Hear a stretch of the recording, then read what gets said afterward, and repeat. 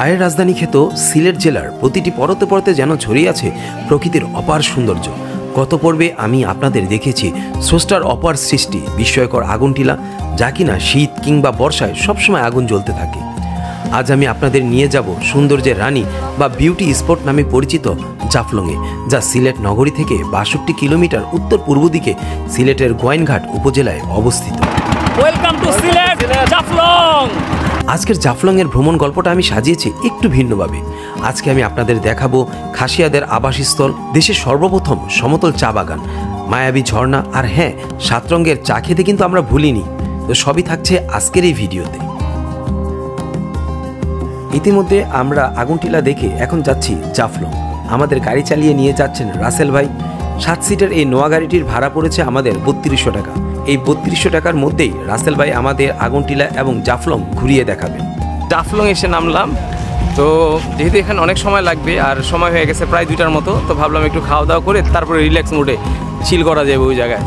আর আমরা হচ্ছে যে এই জাফলং ভিউ রেস্টুরেন্টে এই জায়গায় যাচ্ছি, তো গিয়ে দেখি এখানকার খাবার দাবারের কী অবস্থা। চলো।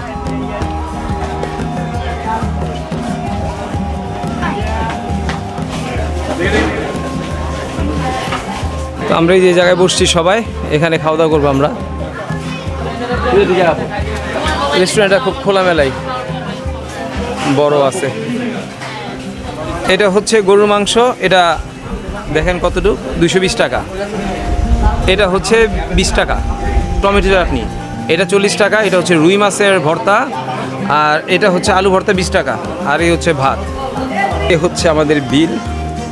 ভাত ছিল একটা 120 টাকা, বিফ ছিল 220 টাকা, টমেটো 40 টাকা, মাছ ছিল ভর্তা একটা 40 টাকা, আলু ভর্তা একটা 20 টাকা, পানি 40 টাকা, আর ডাল হচ্ছে 20 টাকা, মোট 500 টাকা। খাওয়া দাওয়া করে বের হলাম। আসলে খাবারের মান অত একটা ভালো না যেরকমটা ভাবছিলাম। আসলে এরকম পর্যটন এলাকাগুলিতে এরকমই হয়, খাবারের মান তেমন ভালো হয় না, কিন্তু দাম হয় সেই লেভেলেরই। 7 রঙের চায়ের অনেক নাম শুনছি। এই জায়গায় একটা স্টল পাইছি 7 রঙের চা। 7 রঙের চা ভাই কত? 7 রঙের চা এক গ্লাস। এটা কি লেয়ারের উপরে দামই নির্ভর করে না, যে এক একটা 7 লেয়ার 80 টাকা, 6 লেয়ার চা 70 টাকা, 5 লেয়ার চা 60 টাকা, 4 লেয়ার চা 50 টাকা, 2 লেয়ার চা 30 টাকা। এই যে আমাদের বিখ্যাত 7 লেয়ারের চা। ভাই লেয়ার কই, গন্ধ তো হইব। এই যে সবুজ, সাদা, কফি, ক্রিম, আর এটা মনে হয় লেমন কালার। এই হচ্ছে 7 লেয়ারের চা।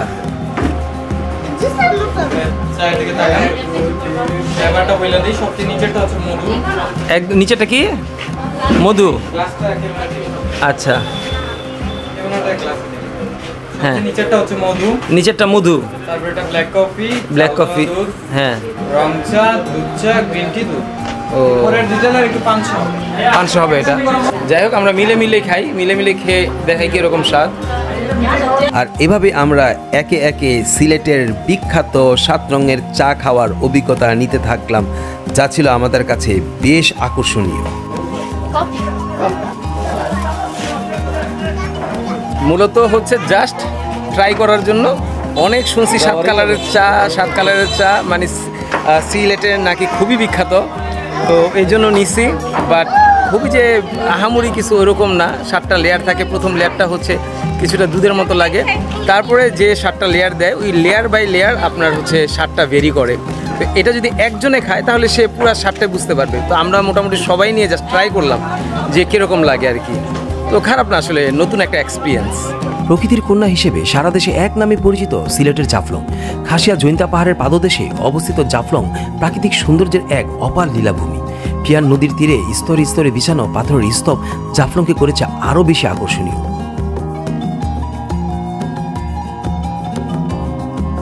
সীমান্তের ওপারে ইন্ডিয়ান পাহাড়ের টিলা, ডাউকি পাহাড় থেকে অবিরাম ধারায় প্রবাহমান জলপ্রপাত, ঝুলন্ত ডাউকি ব্রিজ, পিয়ান নদীর স্বচ্ছ হিমেল পানি, উচ্চ পাহাড়ের গহীনে অরণ্য ও শুনশান নীরবতার কারণে এলাকাটি আমাদের মোহাবিষ্ট করেছে। আজকে প্রচণ্ড রকমের রোদ উঠছে, লিটারালি কোথাও তাকানো যাচ্ছে না। এজন্য কাজল কিছু সানগ্লাস কিনে নিচ্ছে আবুজারের জন্য, ওয়াইসের জন্য, ওর নিজের জন্য। আর এখানে দাম বিবেচনায় প্রোডাক্টের মান একেবারেই খারাপ। এই সানগ্লাসগুলো 100 টাকা করে, বাট কোয়ালিটি একদম লো। তো যাই হোক, আপনারা যদি এখান থেকে সানগ্লাস কিনতে চান কিনতে পারেন। জাস্ট মানে খুব যে ভালো একটা ইম্প্যাক্ট পাবেন ওরকম না, মোটামুটি রোদে আজকে চলার মতো একটা কায়দা হবে আর কি, এরকম কিছু। সানগ্লাস কীরকম? না এই সানগ্লাসটা সুন্দর হয়েছে। তো আপনারা যখন এখানে আসবেন, জাফলং যেখান থেকে নৌকা ভাড়া নেয় সেদিকে যাওয়ার পথে কিন্তু এখানে অসংখ্য এরকম দোকান দেখতে পাবেন। কি গরম লাগতেছে? এটা কি ট্যাং? Original Indian. তো এখানে আসলে আপনারা ইন্ডিয়ান অনেক প্রোডাক্টই পাবেন, একদম সরাসরি বর্ডার ক্রস করে এখানে ইন্ডিয়ান প্রোডাক্টগুলি নিয়ে আসে। একদম মানে অথেন্টিক ইন্ডিয়ান প্রোডাক্ট পাওয়া যায় এখান থেকে। আমি আজ থেকে 7-8 বছর আগে আসছিলাম এখানে, তো এই জায়গাটা ওরকম ছিল না, বাট এখন অনেক পরিবর্তন হয়েছে, অনেক দোকানপাট হয়েছে। আর আমি এর আগে যখন আসছিলাম একদম মানে কিছুই ছিল না। আর এই জায়গার থেকে ভাই ভিউটা দেখেন জাস্ট। ওই যে ওই পাশে কিন্তু ইন্ডিয়া, মানে বাড়িগুলি সব ইন্ডিয়াতে। আর এই পাশটা পড়ছে হচ্ছে বাংলাদেশ সীমানায়, ওই পাশটা হচ্ছে ভারত সীমানায়। আমরা একদম ওই মাথায় যাব। ওই জায়গায় গেলে হয়তো বা ওই জায়গায় নৌকা, হ্যাঁ ওই জায়গায় 0 পয়েন্টের নৌকা না?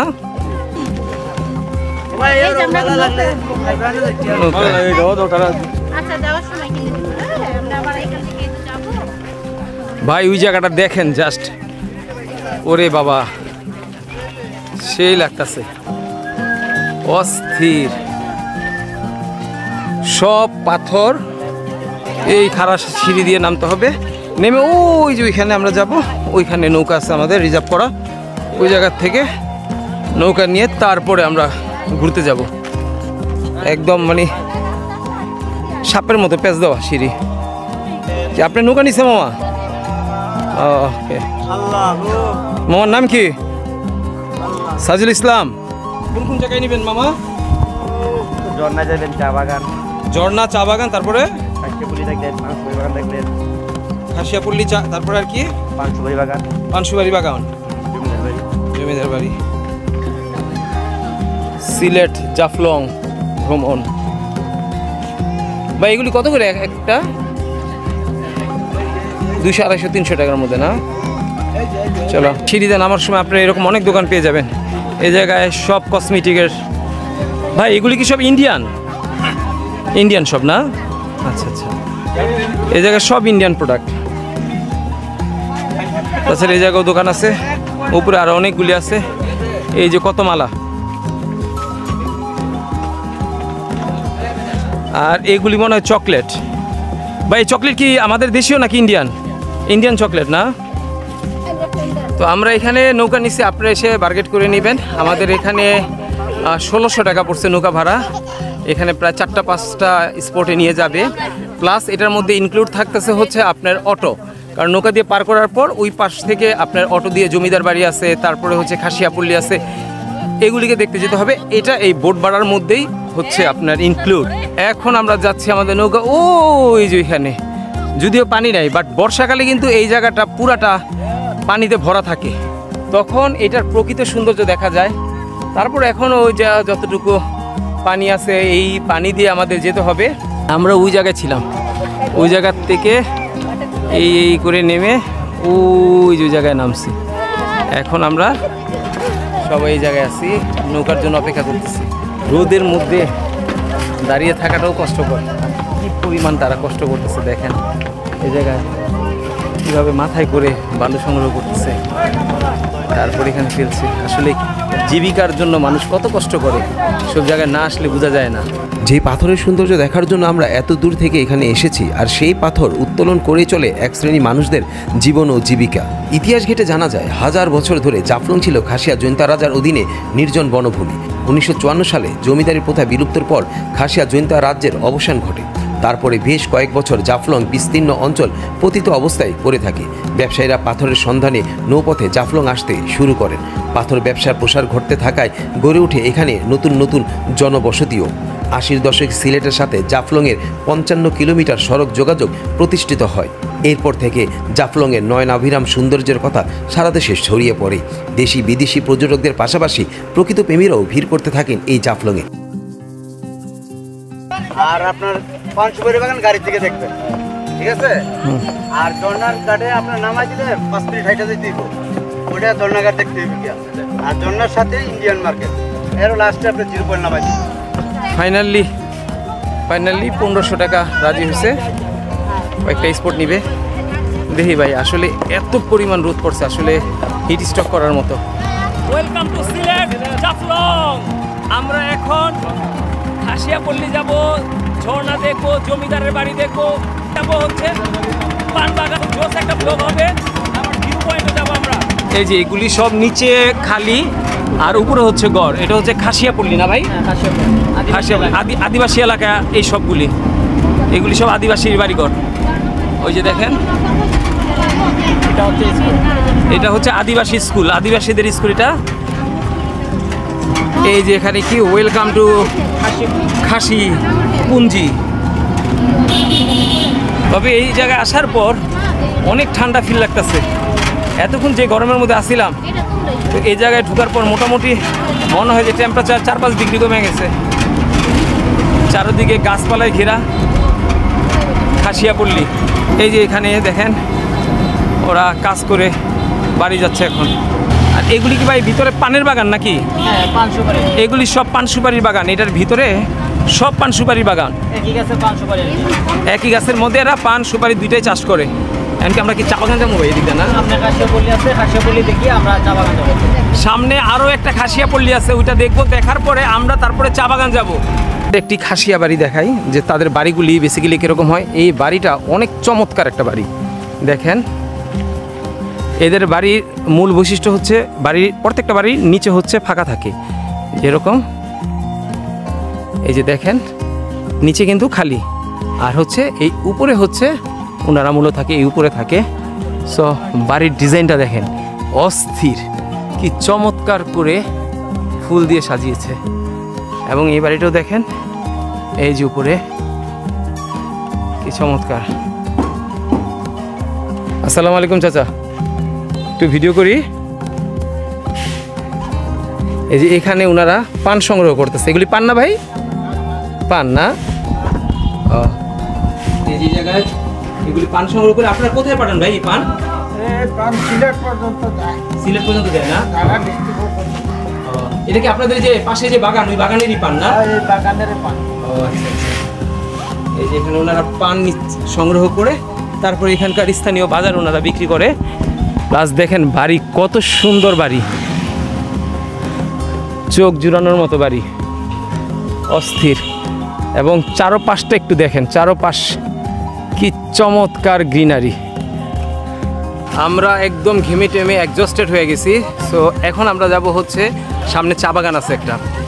আর এই যে আমার পিছনে এগুলি কিন্তু সব পান বাগান। এই প্রত্যেকটা গাছের মধ্যে আপনার সুপারি আর হচ্ছে পান। ওরে দেখেন কি সুন্দর কাঁঠাল। ওয়াও, কাঁঠাল খাইবা?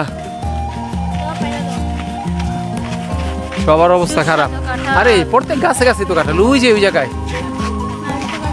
ওই যে অনেক, এটা তো কি জানি পান সুপারির বাগান, এটা কাঁঠাল বাগান হওয়া উচিত আসলে। আরে কি বড় লম্বা কাঁঠাল গাছ, এত বড় লম্বা কাঁঠাল গাছ দিই না কাজল।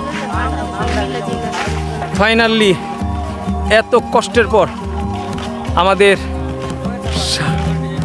আচ্ছা মামা অবশ্যই খাবো, অবশ্যই খাবো, ফটো তুলবো, চা ইও খাবো। এই যে দেখেন চা বাগান, আমরা এখন সবাই চা বাগানের মধ্যে আছি। এইটা দেখার জন্য কিন্তু এত কষ্ট করে আমরা এই জায়গায় আসছি। ভাই কি যে ভাল লাগতাছে, মানে চারদিকে একদম শেষ প্রান্ত পর্যন্ত চা বাগান, চায়ের গাছ চারদিকে। মানে আসলে এই জিনিসগুলি বলে মানে ভাষায় প্রকাশ করার মতো না। আপনার যদি এই জিনিসটার রিয়েল অথেন্টিক ফ্লেভার নিতে হয়, আপনাদের অবশ্যই সিলেট আসতে হবে। সিলেটে এসে এই চা বাগানটা ঘুরতে হবে। যত দূর দৃষ্টি যায় মানে গাছ আর গাছ। সবচেয়ে মজার বিষয় হচ্ছে প্রত্যেকটা গাছ এক সমান, মানে কোনো একটা বড় বা ছোট এরকম না, একদম সব এক সমান। এরা সবসময় এটার উপরে যে কুড়িটা এটা ভেঙে নিয়ে যায়, যার কারণে এটা আর বড় হতে পারে না বা ছোট বড় হয় না, সবগুলি এক সমান।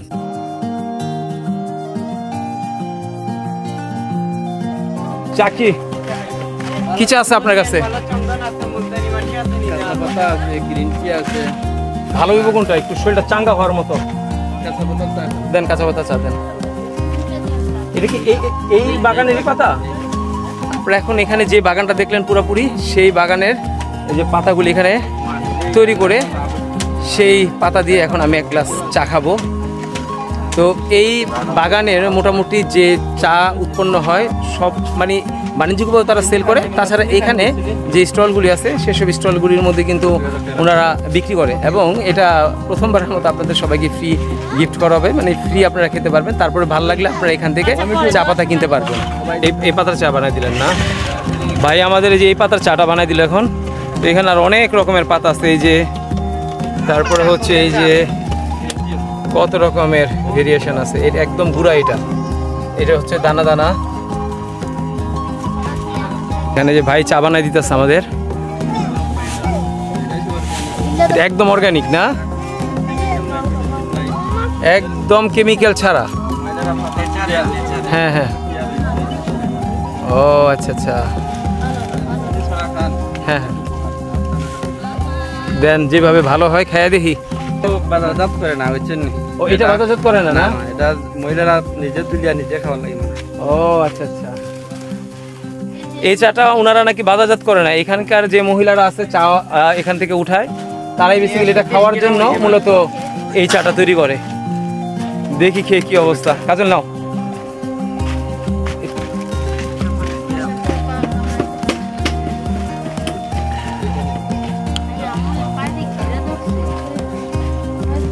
আসলে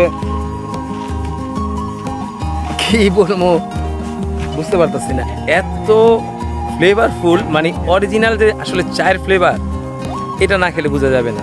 আগে পরে তো চা খাইছি, অনেক ব্র্যান্ডেরই চা খাইছি, বাট এইটার যে একটা স্ট্রং ফ্লেভার, স্ট্রং একটা যে আছে শরীর একদম, আমি এক চুমুকের মধ্যে আমার বুঝতে পারছি যে আসলে এটার মধ্যে কি আছে।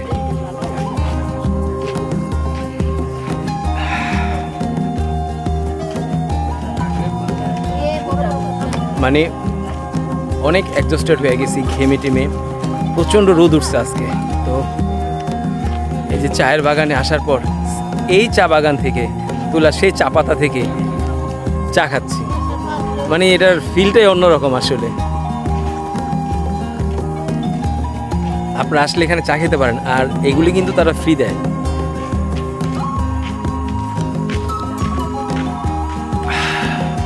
এই চা বাগানটার বেসিক্যালি বিশেষত হচ্ছে এটা হচ্ছে সমতল চা বাগান। অনেক চা বাগান আছে হচ্ছে আপনার পাহাড়ের মধ্যে হয়, ঢালুতে, আর এটা সম্পূর্ণ সমতল, একদম সমতল ভূমির চা বাগান যেটাকে বলে আর কি। ভাই আবার আমাদের এই যে দুধ চা বানাই দিল, আবার মাল্টার চা বানাই দিবে। মানে ওনাদের ব্যবহার খুবই ভালো, এখানে যারা আসে তাদের খুব আতিথেয়তা করে।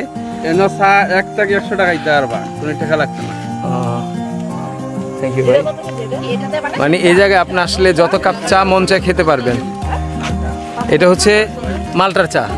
কিছুক্ষণ আগে তো আমরা লিকার চা খেলাম, কাজল খাচ্ছে হচ্ছে দুধ চা, আর আমি খাচ্ছি হচ্ছে মাল্টার চা।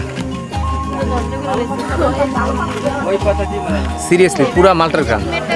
তো আমাদের মোটামুটি এই পাশ ঘোরা শেষ। এখন আমাদের নেক্সট প্ল্যান হচ্ছে এখানে 0 পয়েন্ট যাব, এবং ওইখানে নাকি ঝর্ণা আছে। তো এটা আসলে ডিপেন্ড করতেছে হচ্ছে সময়ের উপরে, কারণ প্রায় সন্ধ্যা হয়ে আসছে। যদি পারি তাহলে সেই জায়গাটা কভার করব।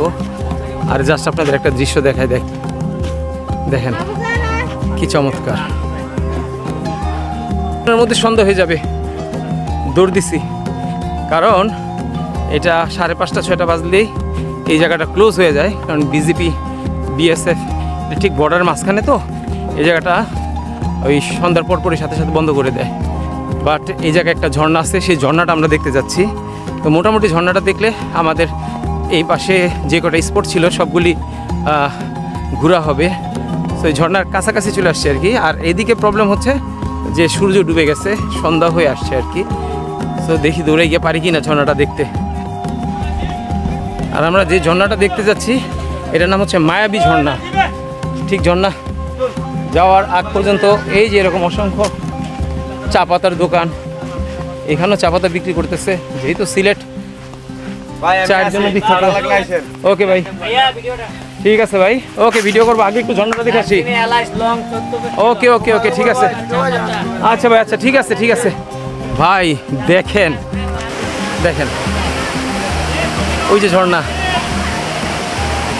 বাহ, চলেন ঝর্ণার সামনে যাই। এই যে ঝর্ণা,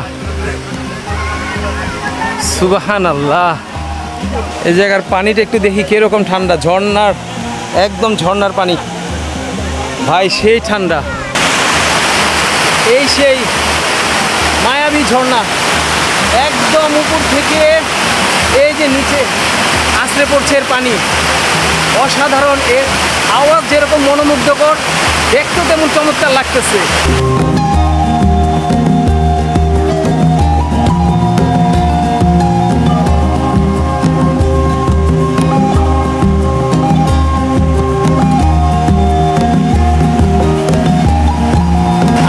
কষ্ট পুরো সার্থক হয়েছে, এত কষ্ট করে এই জায়গায় আসছি, এই ঝর্ণা দেখে সকল কষ্ট দূর হয়ে গেছে।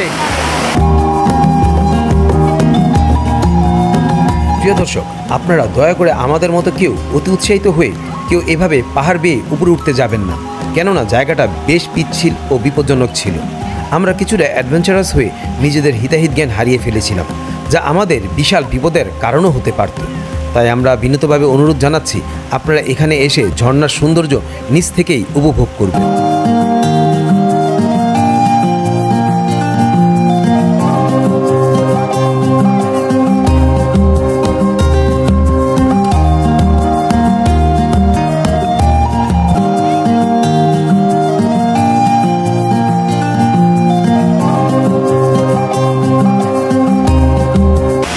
কি তো যাই হোক, আমাদের আজকের ভ্রমণ এই জায়গায় সার্থক হয়েছে। তো এখন আমরা চলে যাব। হ্যাঁ, এই জায়গায় আরও আগে আসলে ভালো হতো, কারণ প্রথমে আমরা ওই সব জায়গায় না ঘুরে যদি এই জায়গায় চলে আসতাম তাহলে এই জায়গাটা আরও বেশি এনজয় করতে পারতাম। আমরা একদম শেষ মুহূর্তে আসছি, অলরেডি কিন্তু সন্ধ্যা হয়ে গেছে। তো অনেক মজা করলাম।